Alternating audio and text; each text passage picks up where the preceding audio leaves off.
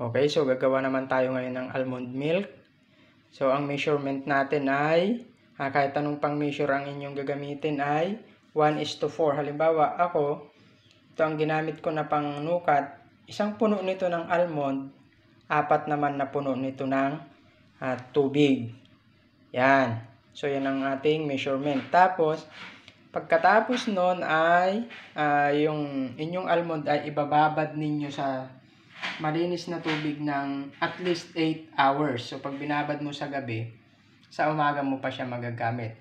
Yan. Tapos yung iba ay hinuhugasan na lang nila yan, tapos yan na ang kanilang biniblend.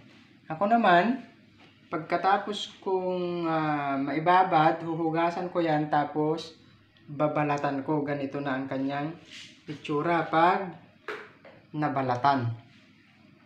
Yan, so itong binabad ko na yan ay kalahati nito. So ito na siya pag nabalatan. So gagamit ako ng 2 takal ng tubig na ito para dyan. Okay? Yan, so nabalatan ko na lahat yung aking almond, yan yung ating pinagbalatan. Ngayon, ilalagay na natin ito dito sa ating blender. Yan, so ilalagay na natin dyan lahat.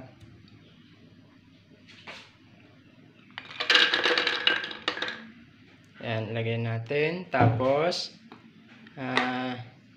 lalagyan ko ng kunting asin. Pang-pa-enhance sa panlasa. Kunti lang. Tapos, ilalagay ko na yung unang cup ng tubig. Yan. So, pag nailagay niyo na yung unang cup ng tubig, ay i-blend siya ng mga 1 to 2 minutes. Depende gaano kabilis yung inyong blender. Pag na-blend na ganon, bago natin ilalagay yung ikalawang takal ng tubig pag durog na siya, pag durog na siya. So, try na natin siyang i-blend.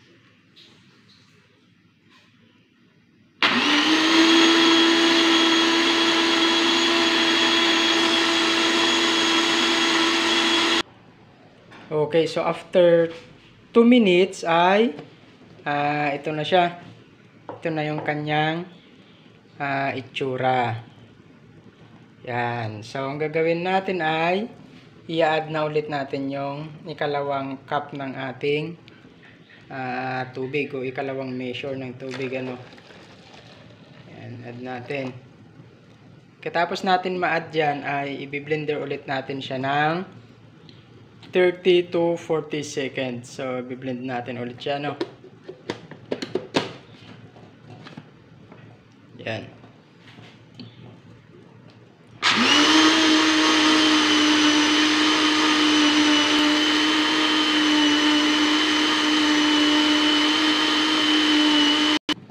So, after another 40 seconds ng blending ay ito na yung ating milk.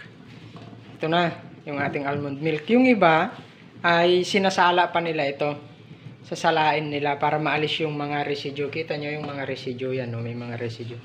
Pero kami, dahil hindi naman namin i-stock, iniinom na rin namin agad ay hindi ko na sinasala. Hindi na namin to sinasala. Diretso na namin tong iniinom. Para makuha rin namin yung mga yung mga fiber.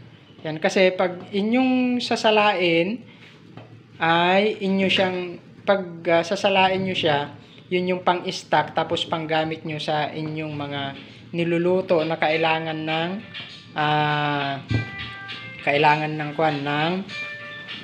gatas. Instead na gumamit kayo ng dairy, ito na lang ang gamitin nyo ng dairy na almond milk. Okay?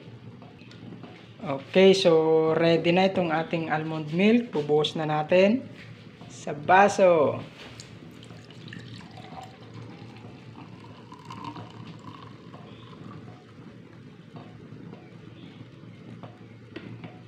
Yan. So yan, pwede na yan inumin. Ready na yan. Ready for drinking. And so may natira pa dito na May natira pa. Salin natin dito sa kabila.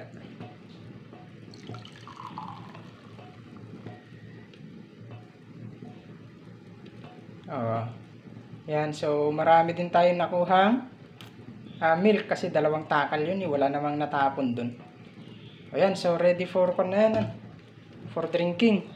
Meron na tayong healthy na non-dairy almond milk. Yan, so pwede ito sa may mga tawag dyan, may mga allergy, may mga problema sa gatas ng mga hayop. Yan, ito ay ayos na ayos to para sa inyo. Hindi kayo magkakaroon ng allergy. Okay, so thank you so much sa inyong panunood.